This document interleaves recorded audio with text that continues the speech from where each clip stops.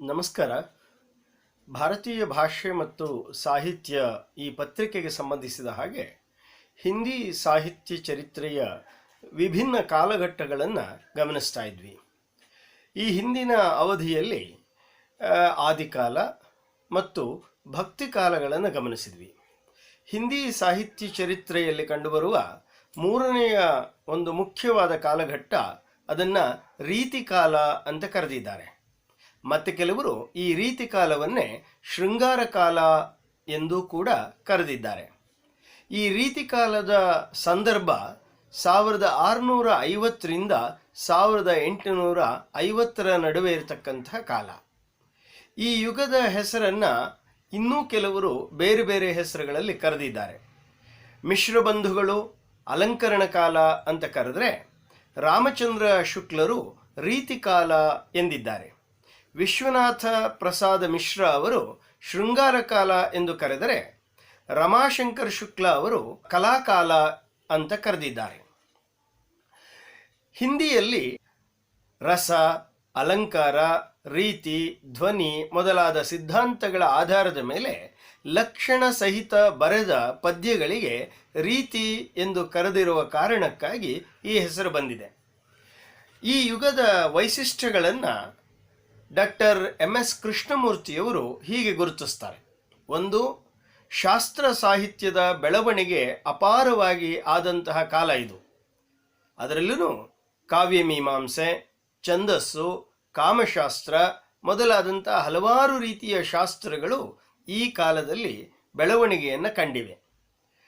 ಈ ಯುಗದ ಒಂದು ವಿಶೇಷ ಲಕ್ಷಣ ಶೃಂಗಾರ ಪ್ರಧಾನವಾದ ಕಾವ್ಯಗಳ ರಚನೆ. ಜೊತೆಗೆ ಮುಕ್ತಕ ಕಾವ್ಯಗಳು ಕೂಡ ಸಮೃದ್ಧವಾಗಿ ರಚನೆಯಾಗಿವೆ. ಈ ಯುಗದಲ್ಲಿ ಸಾಮಂತರು ಮತ್ತು ದರ್ಬಾರಿ ಕವಿಗಳು ಹೆಚ್ಚಾಗಿ ಕಂಡುಬಂದಿದ್ದಾರೆ. ಅಂದರೆ ರಾಜಾಶ್ರಯದಲ್ಲಿ ಕುಳಿತು ಒಂದು ರೀತಿಯ ರಾಜರನ್ನು ಹೊಗಳುವ, ಕೀರ್ತಿಸುವ, ಅವರನ್ನು ಕುರಿತು ಕಾವ್ಯಗಳನ್ನು ರಚನೆ ಮಾಡಿರ್ತಕ್ಕಂಥದ್ದು ಕೂಡ ಹೆಚ್ಚಾಗಿ ಈ ಕಾಲದಲ್ಲಿ ಕಂಡುಬರುತ್ತೆ.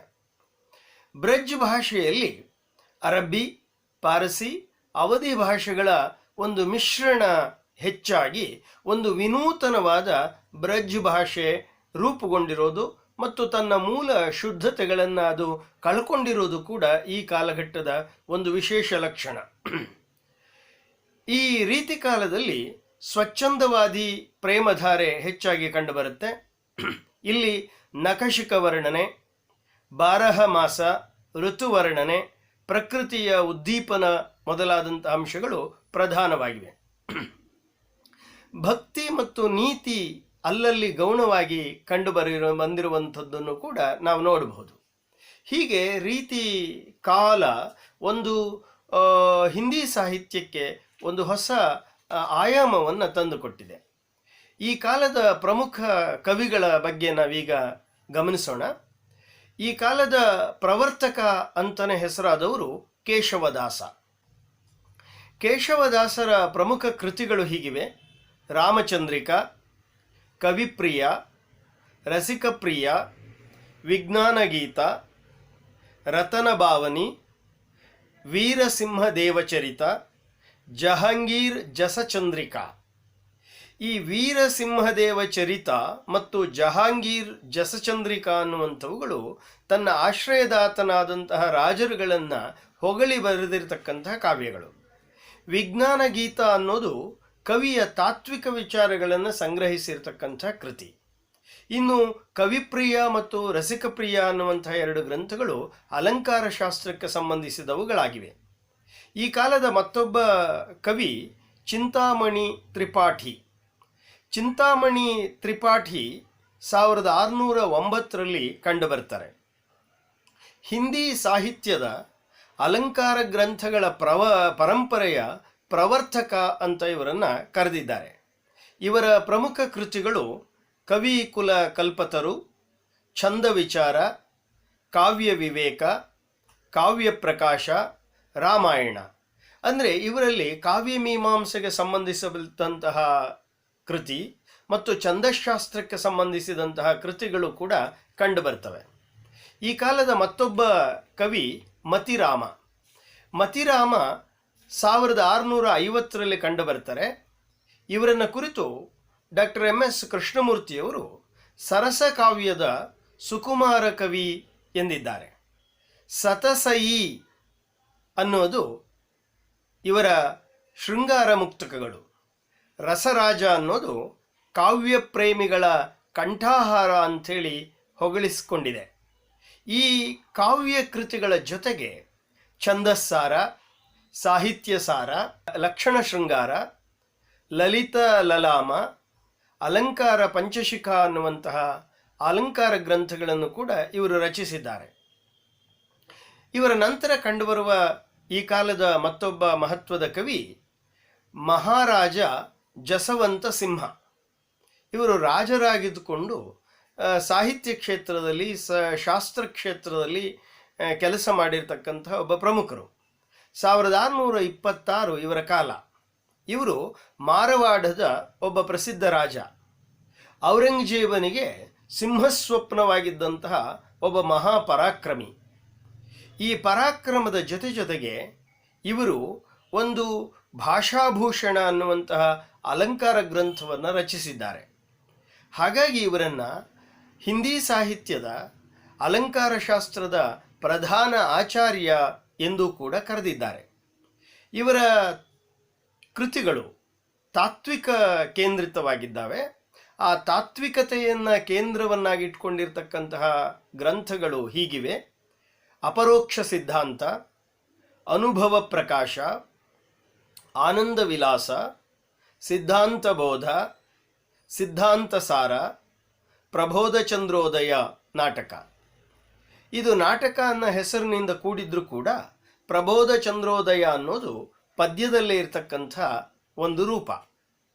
ಈ ಕಾಲದ ಮತ್ತೊಬ್ಬ ಕವಿ ತೋಷ. 1634ರಲ್ಲಿ ಕಂಡುಬರುವ ತೋಷ ಸುಧಾನಿಧಿ, ವಿನಯ ಶತಕ, ನಖಶಿಖಿ ಅನ್ನುವಂತಹ ಪ್ರಮುಖ ಕೃತಿಗಳನ್ನು ರಚಿಸಿದ್ದಾರೆ. ಈ ಕಾಲದ ಮತ್ತೋರ್ವ ಸುಪ್ರಸಿದ್ಧ ಶೃಂಗಾರ ಕವಿ ಕುಲಪತಿ ಮಿಶ್ರ. ಕುಲಪತಿ ಮಿಶ್ರ 1662 ಮತ್ತು 1690 ನಡುವೆ ಕಂಡುಬರ್ತಾರೆ. ಜಯಪುರದ ರಾಮಸಿಂಹನ ಆಶ್ರಯದಲ್ಲಿದ್ದಂತಹ ಕವಿ ಕುಲಪತಿ ಮಿಶ್ರ. ಈ ಕುಲಪತಿ ಮಿಶ್ರ ಬರೆದಿರತಕ್ಕಂತಹ ಕೃತಿಗಳು ರಸರಹಸ್ಯ. ಇದು ಧ್ವನಿ ಸಿದ್ಧಾಂತಕ್ಕೆ ಸಂಬಂಧಪಟ್ಟಂತಹ ಕೃತಿ. ಇವರ ಅತ್ಯಂತ ಪ್ರಸಿದ್ಧವಾದ ಗ್ರಂಥ ಈ ರಸರಹಸ್ಯ. ಮತ್ತೊಂದು ದ್ರೋಣಪರ್ವ, ಸಂಗ್ರಾಮ ಸಾರ.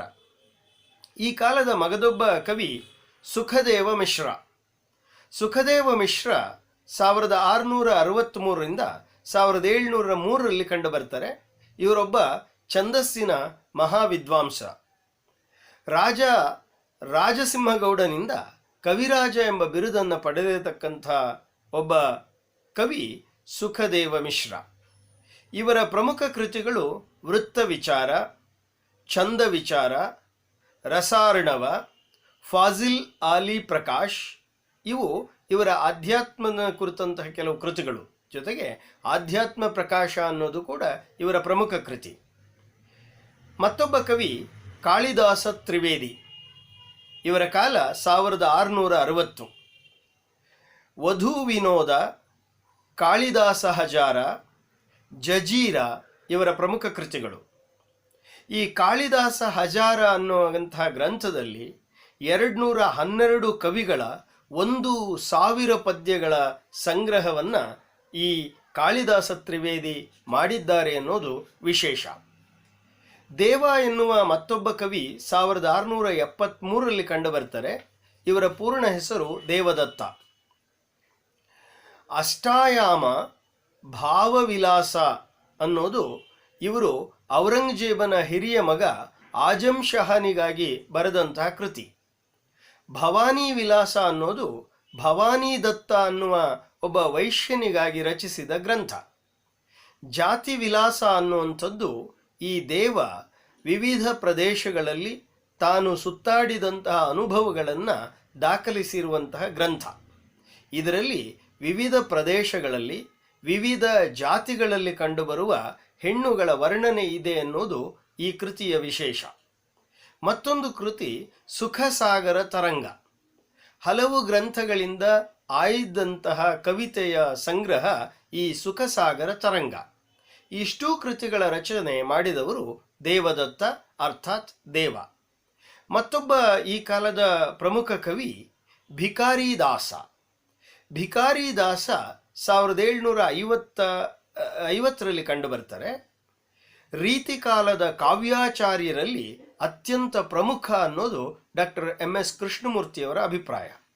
ಇವರ ಕೃತಿಗಳು, ಭಿಕಾರಿದಾಸ ಅವರ ಕೃತಿಗಳು ನಾಮಪ್ರಕಾಶ, ರಸಸಾರಾಂಶ, ಚಂದೋರ್ಣವ ಪಿಂಗಲ್, ಅಮರ ಪ್ರಕಾಶ, ಕಾವ್ಯ ನಿರ್ಣಯ, ಶೃಂಗಾರ ನಿರ್ಣಯ, ವಿಷ್ಣು ಪುರಾಣ ಭಾಷಾ, ಚಂದ ಪ್ರಕಾಶ, ಶತರಂಜ ಶತಿಕಾ ಅನ್ನುವಂಥವುಗಳಾಗಿವೆ. ಇವುಗಳಲ್ಲಿ ಕಾವ್ಯ ನಿರ್ಣಯ ಮತ್ತು ಶೃಂಗಾರ ನಿರ್ಣಯ ಅನ್ನುವಂಥ 2 ಕೃತಿಗಳು ಅತ್ಯಂತ ಪ್ರಸಿದ್ಧವಾಗಿದ್ದರೆ, ಈ ಅಮರ ಪ್ರಕಾಶ ಅನ್ನೋದು ಅಮರಕೋಶ ಭಾಷೆಗನ್ನ ಕುರಿತಂತಹ ಗ್ರಂಥವಾಗಿದೆ. ಈ ಕಾಲದ ಮತ್ತೊಬ್ಬ ಕವಿ ದೂಲ್ಲಹ. 1750ರಿಂದ 1775ರ ನಡುವೆ ಕಂಡುಬರುವಂತಹ ಇವರು ಹಿಂದೆ ನಾವು ಗಮನಿಸಿದ ಕಾಳಿದಾಸ ತ್ರಿವೇದಿಯ ಮೊಮ್ಮಗ. ಈತನ ಕೃತಿ ಕವಿಕುಲ ಕಂಠಾಭರಣ.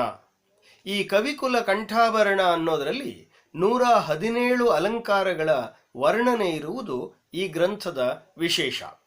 ಈ ಕಾಲದ ಮಗದೊಬ್ಬ ಕವಿ ಸೋಮನಾಥ. ಸೋಮನಾಥನ ಕಾಲ 1737. ಈತನ ಪ್ರಮುಖ ಕೃತಿಗಳು ರಸಪೀಯೂಷ ನಿಧಿ, ಕೃಷ್ಣ ಲೀಲಾವಲಿ ಪಂಚಾಧ್ಯಾಯಿ, ಸುಜಾನ್ ವಿಲಾಸ್, ಮಾಧವ ವಿನೋದ ನಾಟಕ. ಹೀಗೆ ಈ ಕವಿಗಳಲ್ಲದೆ ಮತ್ತೆ ಕೆಲವರು ಈ ಕಾಲದಲ್ಲಿ ಕಂಡುಬರುವಂಥವರಲ್ಲಿ ರಾಮಸಿಂಹ, ಪದ್ಮಾಕರ, ರಸಿಕ ಗೋವಿಂದ, ಗ್ವಾಲಕವಿ, ಪ್ರತಾಪಸಾಹಿ ಮೊದಲಾದವರು ಕಂಡುಬರ್ತಾರೆ. ಈ ಎಲ್ಲ ಕವಿಗಳಲ್ಲೇ ಈ ಕಾಲದ ಅತ್ಯಂತ ಮಹತ್ವದ ಕವಿಯಾಗಿ ಕಂಡುಬರ್ತಕ್ಕಂಥವರು ಬಿಹಾರಿ. ಈ ಹಿಂದಿ ಸಾಹಿತ್ಯದ ಬಿಹಾರಿ ಅನ್ನುವಂಥ ಮಹತ್ವದ ಕವಿಯನ್ನು ಕುರಿತು ಡಾಕ್ಟರ್ MS ಕೃಷ್ಣಮೂರ್ತಿಯವರು ತಮ್ಮ ಹಿಂದಿ ಸಾಹಿತ್ಯದಲ್ಲಿ ಅವರು ಹೀಗೆ ಉಲ್ಲೇಖ ಮಾಡ್ತಾರೆ. ಹಿಂದಿ ಸಾಹಿತ್ಯದಲ್ಲಿ ಕಲಾ ಸಾಧನೆ, ಕುಸುರಿ ಗೆಲಸ, ನಯಗಾರಿಕೆ ಹಾಗೂ ಶೀಘ್ರ ಪ್ರಭಾವದ ದೃಷ್ಟಿಯಿಂದ ಬಿಹಾರಿ ಸರ್ವಶ್ರೇಷ್ಠ ಕವಿ ಎನ್ನಬಹುದು. ಈ ಮಾತನ್ನು ಗಮನಿಸಿದಾಗ ಬಿಹಾರಿ ಅನ್ನುವಂಥ ಒಬ್ಬ ಕವಿ ಹಿಂದಿ ಸಾಹಿತ್ಯದಲ್ಲೇ ಒಂದು ಕಲೆಯಲ್ಲಿ ಅಗಾಧವಾದ ಸಾಧನೆಯನ್ನು ಮಾಡಿರುವಂಥದ್ದು ಮತ್ತು ಆ ಕಲಾ ಕೌಶಲ್ಯವನ್ನು ಸಾಧಿಸುವಲ್ಲಿ ಆ ಕುಸುರಿಯ ನಯಗಾರಿಕೆಯನ್ನು ಸಿದ್ಧಿಸಿರುವುದು ಮಹತ್ವದ ಅಂಶವಾಗಿ ಕಂಡುಬರುತ್ತೆ. ಈ ಬಿಹಾರಿ ಎಂಬ ಹಿಂದಿಯ ಪ್ರಮುಖ ಕವಿ 1603ರಲ್ಲಿ ಬಿಹಾರದ ಗ್ವಾಲಿಯಾರ್ನ ಬಳಿಯ ಗೋವಿಂದಪುರದಲ್ಲಿ ಜನಿಸ್ತಾರೆ. ಮುಂದೆ ಜಯಪುರದ ರಾಜ ಜಯಸಿಂಹನ ಆಸ್ಥಾನದಲ್ಲಿದ್ದಂತಹ ಒಬ್ಬ ಪ್ರಮುಖ ಕವಿಯಾಗಿ ಹೆಸರಾಗಿದ್ದಾರೆ. ಬಿಹಾರಿ ಸತಸಯಿ ಅಂದರೆ ಬಿಹಾರಿ ಸಪ್ತಶತಿ ಅನ್ನುವ ಈ ಗ್ರಂಥ 719 ದೋಹೆಗಳಿಂದ ಕೂಡಿರುವ ಕೃತಿ. ಈ ಒಂದೇ ಕೃತಿಯನ್ನು ರಚಿಸಿದ್ರೂ ಕೂಡ ಬಿಹಾರಿ ಹಿಂದಿ ಸಾಹಿತ್ಯದಲ್ಲಿ ಅತ್ಯಂತ ಜನಪ್ರಿಯತೆಯನ್ನು ಪಡೆದಿರತಕ್ಕಂಥ ಕವಿ. ಈ ಕುರಿತು ಗ್ರಿಯರ್ಸನ್ ಅವರ ಅಭಿಪ್ರಾಯ ಒಂದು ರೋಮಾಂಚನವನ್ನು ಉಂಟು ಮಾಡುತ್ತೆ. ಆ ಗ್ರಿಯರ್ಸನ್ ಬಿಹಾರಿಯ ಈ ಕೃತಿಯನ್ನು ಕುರಿತು ಹೇಳಿದ ಮಾತು ಹೀಗಿದೆ: ಇಡೀ ಯುರೋಪಿನ ಸಾಹಿತ್ಯದಲ್ಲಿ ನಾನು ತಿಳಿದ ಮಟ್ಟಿಗೆ ಇದನ್ನು ಅಂದರೆ ಬಿಹಾರಿ ಸತಶಯಿ ಅನ್ನೋ ಗ್ರಂಥವನ್ನು ಸರಿಗಟ್ಟುವ ಕೃತಿ ಬೇರೊಂದಿಲ್ಲ ಅಂತ ಹೇಳಿರೋದನ್ನು ಗಮನಿಸಿದರೆ ಈ ಬಿಹಾರಿ ಸತಸಯಿ ಅನ್ನುವ ಕೃತಿಯ ಮಹತ್ವ ನಮಗೆ ಮನದಟ್ಟಾಗುತ್ತೆ. ಈ ಕೃತಿಯ ಮೇಲೆ ಅತಿ ಹೆಚ್ಚು ವ್ಯಾಖ್ಯಾನಗಳು ಬಂದಿದ್ದಾವೆ. 30ಕ್ಕೂ ಹೆಚ್ಚು ಟೀಕೆಗಳು ಅಂದರೆ ವ್ಯಾಖ್ಯಾನಗಳು ಈ ಕೃತಿಯ ಮೇಲೆ ಬಂದಿರೋದು ಈ ಕೃತಿಯ ಮಹತ್ವವನ್ನು ನಮಗೆ ಮನವರಿಕೆ ಮಾಡಿಕೊಡುತ್ತೆ. ಬಿಹಾರಿಯ ದೋಹೆಯ ಒಂದು ಉದಾಹರಣೆಯ ಸಾಲನ್ನು ಡಾಕ್ಟರ್ ಕೃಷ್ಣಮೂರ್ತಿಯವರು ಉಲ್ಲೇಖಿಸಿದ್ದಾರೆ ಅನುವಾದ ಮಾಡಿ. ಅದು ಹೀಗಿದೆ: ಕಂಜ ನಯನೆ ಮಜ್ಜನ ಮಾಡಿ ಕುಳಿತು ಬಿಡಿಸುತಿಹಳು ಕುರುಳ, ಕಂಜನಯನೆ ಮಜ್ಜನ ಮಾಡಿ ಕುಳಿತು ಬಿಡಿಸುತಿಹಳು ಕುರುಳ, ಕಣ್ಣಿಟ್ಟು ಕೃಷ್ಣನ ನೋಡುತಿಹಳು ನಡುವೆ ಕುರುಳ ಬೆರಳ. ಕಣ್ಣಿಟ್ಟು ಕೃಷ್ಣನ ನೋಡುತಿಹಳು ನಡುವೆ ಕುರುಳ ಬೆರಳ. ಹೀಗೆ ಒಂದು ನವಿರಾದ ಪ್ರೇಮದ ಭಾವತೀವ್ರವಾದಂಥ ದೋಹೆಗಳು ಬಿಹಾರಿಯ ಕಾವ್ಯದಲ್ಲಿ ಕಂಡುಬರುತ್ತೆ. ಹಾಗಾಗಿ ಡಾಕ್ಟರ್ ಎಂ ಎಸ್ ಕೃಷ್ಣಮೂರ್ತಿಯವರು ಬಿಹಾರಿ ಸೌಂದರ್ಯದ ಅನನ್ಯ ಪೂಜಾರಿ. ಅವನ ದೋಹೆಗಳಲ್ಲಿ ಭಾಷಾ ಮಾಧುರ್ಯ, ಭಾವಮಾಧುರ್ಯ ಹಾಗೂ ರೂಪಮಾಧುರ್ಯ ಈ ಮೂರರ ತ್ರಿವೇಣಿಯನ್ನು ಕಾಣಬಹುದು ಎಂದಿದ್ದಾರೆ. ಅಂದರೆ ಈ ದೋಹೆಗಳಲ್ಲಿ, ಅಂದರೆ ದೋಹೆ ಅಂದರೆ 2 ಸಾಲಿನ ಪದ್ಯ, ಈ 2 ಸಾಲಿನ ಪದ್ಯಗಳಲ್ಲಿ ಬಿಹಾರಿಯ ಭಾಷಾ ಮಾಧುರ್ಯ, ಭಾವಮಾಧುರ್ಯ ಮತ್ತು ರೂಪ ಮಾಧುರ್ಯವನ್ನು ನಾವು ಗಮನಿಸಿದಾಗ ಈತನನ್ನು ಮಾಧುರ್ಯದ ಕವಿ ಅಂತಲೇ ಕರಿಬೋದು. ಈ ಮಧುರತೆ ಅನ್ನೋದು ಸಾಹಿತ್ಯದಲ್ಲಿರಬೇಕಾದಂಥ ಒಂದು ಸರ್ವಶ್ರೇಷ್ಠ ಗುಣ. ಹಾಗಾಗಿ ಕನ್ನಡದ ಆದಿಮಹಾಕವಿ ಪಂಪನ ಆ ಮಾತುಗಳು ಕೂಡ ಹೇಗಿದ್ದಾವೆ ಅಂದರೆ ಹಿತ ಮಿತ ಮೃದು ವಚನ ರಚನ ಚತುರ ಅಂತ ಹೇಳುವಾಗಲೂ ಕೂಡ ಆ ಮೃದುತ್ವ, ಆ ಕೋಮಲತೆ ಸಾಹಿತ್ಯದ ಒಂದು ಮಹತ್ವ ಅಂಶ ಅನ್ನೋದು ನಮಗೆ ಕಂಡುಬರುತ್ತೆ. ಈ ಬಿಹಾರಿ ಅಲ್ಲದೆ ಈ ಕಾಲದಲ್ಲಿ ಅತ್ಯಂತ ಸ್ವಚ್ಛಂದವಾಗಿ ಬರೀತಕ್ಕಂತಹ ಅನೇಕ ಕವಿಗಳು ಕೂಡ ಕಂಡುಬರುತ್ತಾರೆ. ಆ ಸ್ವಚ್ಛಂದ ಕವಿಗಳಲ್ಲಿ ಪ್ರಮುಖವಾಗಿರ್ತಕ್ಕಂಥವನು ಆಲಂ ಅನ್ನುವಂಥ ಕವಿ. ಈ ಆಲಂ ಎಂಬ ಹಿಂದಿ ಕವಿ 1680ರಿಂದ 1719 ನಡುವೆ ಆಗಿ ಹೋಗಿದ್ದಾನೆ. ಆಲಂ ಪ್ರೇಮದ, ಉಲ್ಲಾಸದ, ಅತ್ಯಂತ ಲವಲವಿಕೆಯ, ನವತಾರುಣ್ಯದ ಕವಿ. ಈತನ ಕೃತಿಗಳು ಆಲಮಕೇಲಿ, ಮಾಧವಾನಲ ಕಾಮಕಂಧಲ, ಶ್ಯಾಮಸನೇಹಿ, ಸನೇಹಿ ಅಂದರೆ ಸ್ನೇಹಿ ಅಂತ ಅರ್ಥ, ಹೀಗೆ ಶ್ಯಾಮಸನೇಹಿ ಕೃತಿಗಳನ್ನು ಇವರು ರಚಿಸಿದ್ದಾರೆ. ಕೃಷ್ಣಮೂರ್ತಿಯವರು ಇವನನ್ನು ಕುರಿತು ಇವನ ಪದ್ಯಗಳೆಲ್ಲ ಪ್ರೇಮ ವೇದನೆಯಿಂದ ಆರ್ದ್ರವಾಗಿವೆ ಎನ್ನುವ ವಿಮರ್ಶೆಯ ಮಾತುಗಳನ್ನು ಆಡಿದ್ದಾರೆ. ಈತನ ಒಂದು ದೋಹೆಯ ಉದಾಹರಣೆ ಹೀಗಿದೆ. ಗಂಡು ಒಂದು ಸಾಲನ್ನು ಹೇಳಿ ಇಟ್ಟು ಹೋದರೆ ಹೆಣ್ಣು ಆ ಸಾಲನ್ನು ಪೂರ್ತಿ ಮಾಡಿದ್ಲು. ಆಮೇಲೆ ಈ ಆಲಂ ಆಕೆಯನ್ನು ಪ್ರೀತಿಸಿದ ಮತ್ತು ಆ ಪ್ರೀತಿಯ ಬದುಕನ್ನು ಮುನ್ನಡೆಸಿದ ಅನ್ನುವಂಥ ಕಥೆಯನ್ನು ಅದರಲ್ಲಿ ವಿವರಿಸಿದ್ದಾರೆ. ಆ ಸಾಲುಗಳು ಹೀಗಿವೆ. ಆಲಂ ಮೊದಲ ಸಾಲು ಬರೆದಿಟ್ರಂತೆ. ಅದು ಹೀಗಿತ್ತು: ಕನಕ ದಂಡದಂಥ ಕಾಮಿನಿ ಏತಕ್ಕಿಂತು ನಡುಬಡವೆ. ಕನಕ ದಂಡದಂಥ ಕಾಮಿನಿ ಏತಕ್ಕಿಂತು ಬಡ ನಡುವೆ. ಅಂದರೆ ಒಂದು ಬಂಗಾರದ ದಂಡದಂತಿರ್ತಕ್ಕಂಥ ಕಾಮಿನಿಯೇ ನಿನ್ನ ಸೊಂಟ ಯಾಕೆ ಇಷ್ಟು ಚಿಕ್ಕದಾಗಿದೆ ಅಂತ ಗಂಡು ಈ ಆಲಂ ಒಂದು ಸಾಲನ್ನ ಪದ್ಯವನ್ನು ಬರೆದಿಟ್ಟರೆ ಅದನ್ನು ಓದಿದಂತಹ ಸುಂದರಿ 2ನೇ ಸಾಲನ್ನು ಆಕೆ ಪೂರ್ಣ ಮಾಡಿದ್ಲಂತೆ.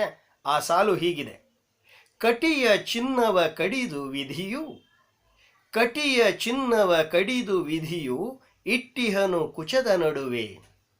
ಅಂದರೆ ಆ ಮುಂಚೆ ಆ ಸೊಂಟದಲ್ಲೂ ಕೂಡ ಚಿನ್ನ ಇತ್ತು, ಆದರೆ ಆ ವಿಧಿ ಅದನ್ನು ಕತ್ತರಿಸಿ ಅದನ್ನು ತೆಗೆದು ಕುಚದ ನಡುವೆ ಇಟ್ಟಿದ್ದಾನೆ ಅಂತ ಅದನ್ನು ಬರೆದದ್ದು ಉಲ್ಲೇಖ ಮಾಡ್ತಾ ಆ ಹೆಣ್ಣನ್ನು ಪ್ರೀತಿಸಿ ಆ ಪ್ರೇಮದ ಬದುಕಿನಿಂದ ಪ್ರೇಮ ವೇದನೆಯ ಮತ್ತು ಆರ್ದ್ರತೆಯ ಕವಿತೆಗಳನ್ನು ಆಲಂ ರಚಿಸ್ತಾ ಹೋದರು ಅನ್ನೋದು ಹಿಂದಿ ಸಾಹಿತ್ಯದಲ್ಲಿ ಒಂದು ಮಹತ್ವದ ಸಂಗತಿ. ಈ ಕಾಲದ ಮತ್ತೊಬ್ಬ ಕವಿ ರಸನಿಧಿ. ಈತನ ಮೂಲ ಹೆಸರು ಪೃಥ್ವಿ ಸಿಂಹ. ಈ ಪೃಥ್ವಿ ಸಿಂಹ 1603ರಿಂದ 1660 ನಡುವೆ ಕಂಡುಬರುವ ಸ್ವಚ್ಛಂದ ಕವಿ ಅಥವಾ ರೀತಿ ಮುಕ್ತ ಕವಿ. ಈತನನ್ನು ಪ್ರೇಮದ ಅಂಧಭಕ್ತ, ಬಹುದೊಡ್ಡ ಪ್ರೇಮಿ ಎಂದೆಲ್ಲ ಕರೆದಿದ್ದಾರೆ.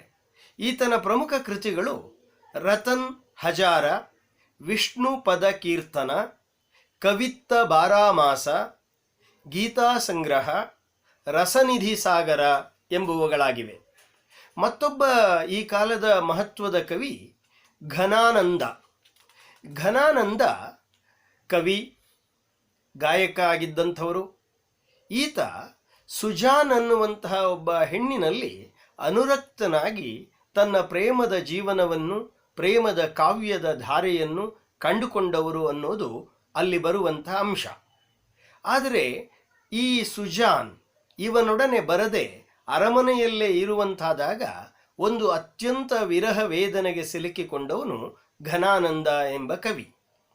ಮುಂದೆ ಈತ ಆ ಸುಜಾನಳನ್ನ ಮತ್ತು ಅರಮನೆಯನ್ನು ತೊರೆದು ದೆಹಲಿಯನ್ನೂ ಕೂಡ ತೊರೆದು ವೃಂದಾವನಕ್ಕೆ ಬಂದ ಅನ್ನೋದು. ಆ ವೃಂದಾವನದ ವಾತಾವರಣದಲ್ಲಿ ತನ್ನ ಹಳೆಯ ಪ್ರೇಯಸಿಯಾದಂತಹ ಸುಜಾನಳನ್ನೇ ರಾಧಾಕೃಷ್ಣ ಅಂತನೂ, ರಾಧಾಕೃಷ್ಣನನ್ನೇ ತನ್ನ ನಲ್ಲೆ ಸುಜಾನ್ ಎಂದು ಭಾವಿಸಿ ತನ್ನ ಕಾವ್ಯವನ್ನು ರಚನೆ ಮಾಡೋದಕ್ಕೆ ಆರಂಭಿಸಿದರು. ಇವರು ನಿಂಬಾರ್ಕ ಸಂಪ್ರದಾಯದ ಉಪಾಸಕ ಎಂದು ಗುರುತಿಸಲ್ಪಟ್ಟಿದ್ದಾರೆ. ಈ ಘನಾನಂದನ ಪ್ರಮುಖ ಕೃತಿಗಳು ಸುಜಾನ್ ಸಾಗರ, ವಿರಹಲೀಲಾ, ಕೋಕಸಾರ, ರಸಕೇಲಿವಲ್ಲಿ, ಕೃಪಾಕಾಂಡ ಎಂಬ ಕೃತಿಗಳು ಪ್ರಮುಖವಾಗಿ ಕಂಡುಬರ್ತವೆ. ಈ ಘನಾನಂದನನ ಕುರಿತು ಡಾಕ್ಟರ್ ಎಂ.ಎಸ್. ಕೃಷ್ಣಮೂರ್ತಿಯವರು ತಮ್ಮ ಹಿಂದಿ ಸಾಹಿತ್ಯ ಅನ್ನೋ ಕೃತಿಯಲ್ಲಿ ಹೀಗೆ ಬರೆದಿದ್ದಾರೆ.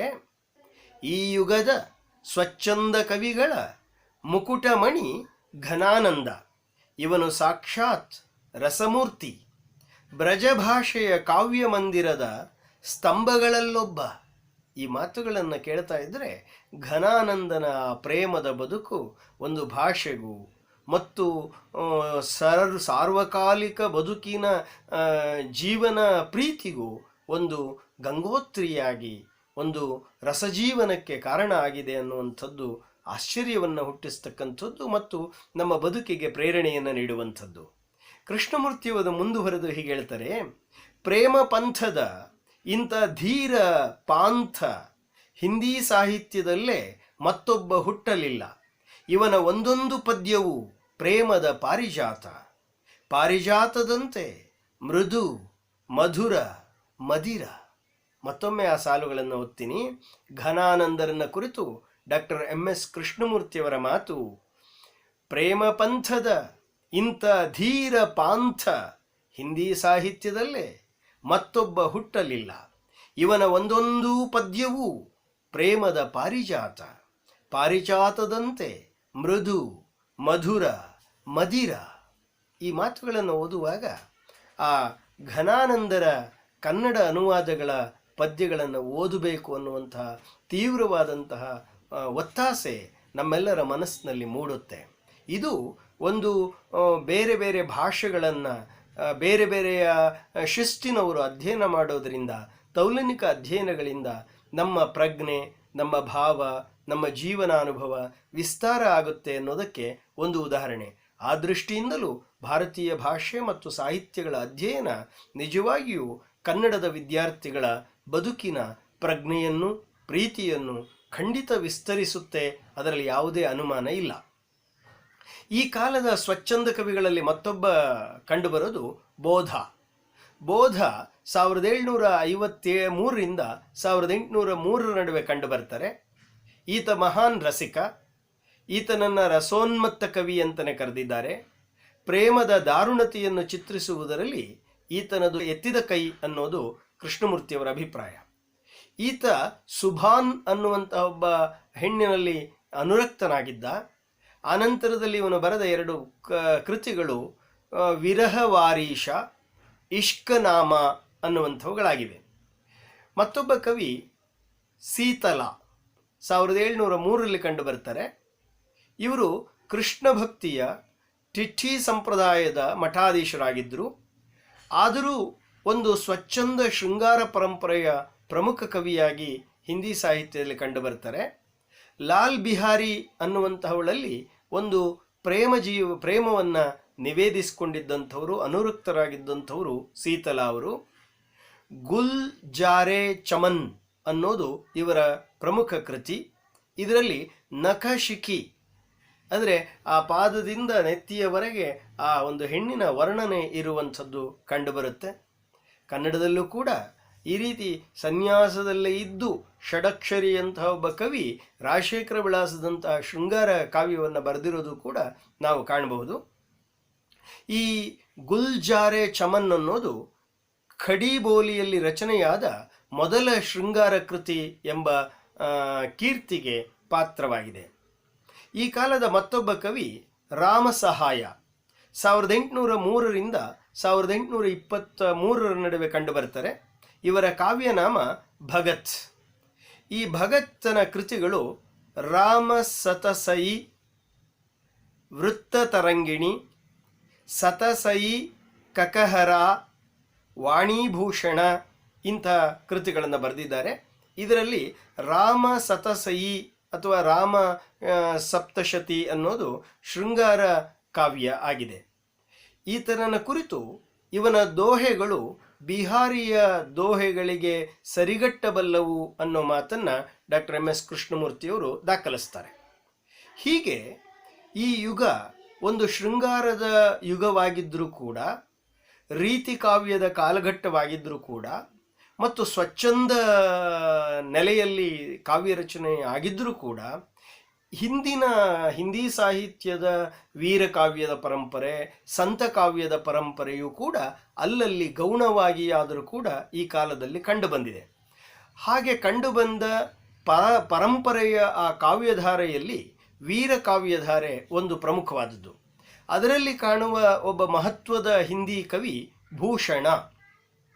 ಈ ಭೂಷಣ ಅನ್ನೋನು ಛತ್ರಸಾಲ ಮತ್ತು ಶಿವಾಜಿ ಮಹಾರಾಜರ ಆಸ್ಥಾನದಲ್ಲಿದ್ದಂಥವರು. ಈತ ಶಿವರಾಜ ಭೂಷಣ, ಶಿವಾಭವಾನಿ, ಭೂಷಣ ಹಜಾರ, ಭೂಷಣ ಉಲ್ಲಾಸ, ಛತ್ರಸಾಲ ದಸಕ ಅನ್ನುವಂತಹ 5 ಪ್ರಮುಖ ಕೃತಿಗಳನ್ನು ರಚಿಸಿದ್ದಾರೆ. ಈ ಭೂಷಣ ಅನ್ನೋದು ಈತನ ಮೂಲ ಹೆಸರಲ್ಲ. ಚಿತ್ರಕೂಟದ ಸೋಲಂಕಿ ರಾಜ ರುದ್ರನಿಂದ ಈತ ಕವಿಭೂಷಣ ಅನ್ನುವ ಬಿರುದನ್ನು ಪಡೀತಾರೆ. ಆ ಕವಿಭೂಷಣ ಅನ್ನೋ ಬಿರುದಿನಲ್ಲಿರುವ ಭೂಷಣ ಅನ್ನೋ ಹೆಸರೇ ಇವರ ಹೆಸರಾಗಿ ಪ್ರಸಿದ್ಧಿಯನ್ನು ಹೊಂದಿದೆ. ಈ ಭೂಷಣ ಕವಿಯನ್ನು ಕುರಿತು ಡಾಕ್ಟರ್ ಎಂ ಎಸ್ ಕೃಷ್ಣಮೂರ್ತಿಯವರು ಭೂಷಣ ನಿಜಕ್ಕೂ ಹಿಂದೂ ಧರ್ಮದ ಪ್ರತಿನಿಧಿ ಕವಿ ಎನ್ನಬೇಕು ಎಂದಿದ್ದಾರೆ. ಮುಂದುವರೆದು, ಭೂಷಣ ಹಿಂದಿ ಸಾಹಿತ್ಯದ ರುದ್ರವೀಣೆ. ಆತ ಮಾತನಾಡತೊಡಗಿದರೆ ಜ್ವಾಲಾಮುಖಿ ವಿಸ್ಫೋಟವಾದಂತೆ, ಬರಸಿಡಿಲು ಬಡಿದಂತೆ, ಅಲಂಕಾರಗಳ ಕಿಡಿ ಕೆದರುತ್ತವೆ, ಶಬ್ದಗಳು ಚಟಪಟಗೊಳ್ಳುತ್ತವೆ, ಭಾವಾವೇಶದ ಬಿರುಗಾಳಿ ಬೀಸತೊಡಗುತ್ತದೆ, ಓಜಸ್ಸಿನ ಮಳೆ ಸುರಿಯುತ್ತದೆ. ಈ ವಜ್ರ ನಿರ್ಘೋಷ, ಈ ವೀರ ದರ್ಪವನ್ನು ಹಿಂದಿಯಲ್ಲಿ ನಾವು ಬೇರೆಲ್ಲೂ ಕಾಣಲಾರೆವು. ಇವನ ದರ್ಪಪೂರ್ಣ ವಾಣಿ ಮೊಘಲ್ ಸಾಮ್ರಾಜ್ಯದ ಬುಡವನ್ನೇ ಅಲ್ಲಾಡಿಸಿತು ಎಂದಿದ್ದಾರೆ. ಹೀಗೆ ಒಂದು ವೀರರಸ ಪ್ರಧಾನವಾದ ಕಾವ್ಯವನ್ನು ಆ ಕಾಲದಲ್ಲಿ ಬರೆದವನು ಭೂಷಣ. ಈ ಭೂಷಣ ಕವಿ ಅಲ್ಲದೆ ಈ ಕಾಲದಲ್ಲಿ ಮತ್ತೆ ಕೆಲವು ಕವಿಗಳು ಕಂಡುಬರ್ತಾರೆ. ಅವರಲ್ಲಿ ಮಾನಕವಿ, ಈತನ ಕೃತಿ ರಾಜವಿಲಾಸ, ಮತ್ತೊಬ್ಬ ಗೋರೆಲಾಲನ ಕೃತಿಗಳು ಛತ್ರಪ್ರಕಾಶ, ಛತ್ರಪ್ರಶಸ್ತಿ, ಛತ್ರಛಾಯ, ಛತ್ರದಂಡ, ರಾಜವಿನೋದ. ಮತ್ತೊಬ್ಬ ಕವಿ ಶ್ರೀಧರ, ಇವನ ಮೂಲ ಹೆಸರು ಮುರಳೀಧರ, ಈತನ ಕೃತಿ ಜಂಗನಾಮ. ಮತ್ತೊಬ್ಬ ಕವಿ ಸೂದನ, ಈತನ ಕೃತಿ ಸುಜಾನ್ಚರಿತ. ಮತ್ತೊಬ್ಬ ಕವಿ ಚಂದ್ರಶೇಖರ ವಾಜಪೇಯಿ.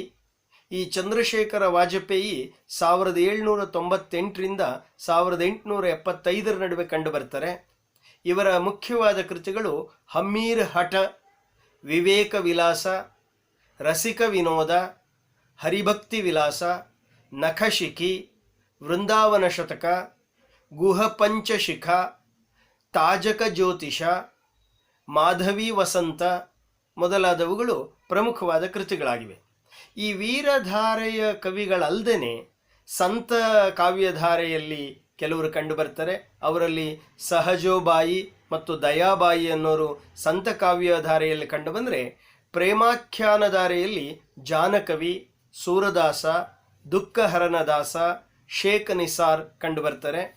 ಅದರಲ್ಲೇ ಕೃಷ್ಣ ಕವಿಗಳಾಗಿ ಧ್ರುವದಾಸ, ಛತ್ರಸಾಲ್, ನಾಗರೀದಾಸ, ಚಾಚಾಹಿತ ವೃಂದಾವನದಾಸ, ಮಂಚಿತ ಅನ್ನೋರು ಕೃಷ್ಣ ಕವಿಗಳಾಗಿ ಈ ಕಾಲದಲ್ಲಿ ಕಂಡುಬರ್ತವೆ. ಇದೇ ಕಾಲದಲ್ಲಿ ಈ ರಾಮಭಕ್ತಿಗೆ ಸಂಬಂಧಪಟ್ಟಂತಹ ರಾಮಕಾವ್ಯಗಳನ್ನು ರಚನೆ ಮಾಡಿದವರು ಗುರು ಗೋವಿಂದ ಸಿಂಹ, ರಾಮಪ್ರಿಯ ಶರಣ, ಜಾನಕಿ ಶರಣ, ಸರಜೂ ರಾಮ ಪಂಡಿತ, ಭಗವಂತರಾಯ, ಮಧುಸೂದನ ದಾಸ ಹೀಗೆ ಹಲವಾರು ಜನರು ಈ ಕಾವ್ಯದ ಸಂದರ್ಭದಲ್ಲಿ ಕಂಡು ಬರ್ತಾರೆ. ಅದೇ ಸಂದರ್ಭದಲ್ಲೇ ಖುಮಾನ್, ಗೋಕುಲನಾಥ್, ನವಲಸಿಂಹ, ಮಹಾರಾಜ ವಿಶ್ವನಾಥ ಸಿಂಹ, ಮಹಾರಾಜ ರಘುರಾಜ ಸಿಂಹ ಮೊದಲಾದವರು ಕೂಡ ಈ ರಾಮಕಾವ್ಯವನ್ನು ರಚನೆ ಮಾಡಿರುವಂಥವರಲ್ಲಿ ಕಂಡು ಬರ್ತಾರೆ. ಹೀಗೆ ಹಿಂದಿ ಸಾಹಿತ್ಯದಲ್ಲಿ 1650ರಿಂದ 1850ರವರೆಗೆ, ಅಂದರೆ ಆಧುನಿಕ ಕಾಲ ಆರಂಭ ಆಗುವುದರವರೆಗೆ ಈ ರೀತಿಕಾಲ ಮತ್ತು ರೀತಿ ಮುಕ್ತ ಸ್ವಚ್ಛಂದ ಕವಿಗಳು ಮತ್ತು ವೀರರಸ ಪ್ರಧಾನವಾದಂಥ ಕಾವ್ಯಗಳ ರಚನೆ ಮತ್ತು ಭಕ್ತಿ ಪ್ರಧಾನವಾದಂಥ ಕಾವ್ಯಗಳ ರಚನೆಯೂ ಕೂಡ ಅಲ್ಲಲ್ಲಿ ಕಂಡು ಬಂದಿರೋದನ್ನು ನಾವು ಗಮನಿಸಬಹುದು. ಒಟ್ಟಾರೆ ಈ ರೀತಿ ಕಾವ್ಯವನ್ನು ಕುರಿತು ಡಾಕ್ಟರ್ MS ಕೃಷ್ಣಮೂರ್ತಿಯವರು ಹಿಂದಿ ಸಾಹಿತ್ಯ ಚರಿತ್ರೆಯಲ್ಲಿ ರೀತಿ ಕಾವ್ಯಕ್ಕೆ ವಿಶಿಷ್ಟವಾದ ಸ್ಥಾನವಿದೆ. ಸೈದ್ಧಾಂತಿಕ ದೃಷ್ಟಿಯಿಂದ ಭಾರತೀಯ ಕಾವ್ಯಶಾಸ್ತ್ರದ ಪರಂಪರೆ ಹಿಂದಿಯಲ್ಲಿ ಅವತರಿಸುವಂತೆ ಇವರು ಮಾಡಿದರು.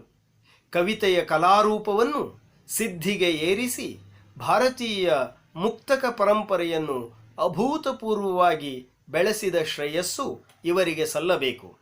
ಬ್ರಜ್ ಭಾಷೆಯ ಕಲಾ ಸಾಧನಗಳ ಸಮ್ಯಕ್ ಪರಿಷ್ಕಾರದ ಮೂಲಕ ರೀತಿ ಕವಿಗಳು ಹಿಂದಿ ಕಾವ್ಯದ ಸಮೃದ್ಧಿಗೆ ಮಹತ್ವಪೂರ್ಣವಾದ ಕೊಡುಗೆಯನ್ನು ನೀಡಿದ್ದಾರೆ ಎಂದಿರುವುದು ಈ ಕಾಲದ ಮಹತ್ವವನ್ನು ನಮಗೆ ಸ್ಪಷ್ಟಪಡಿಸುತ್ತದೆ.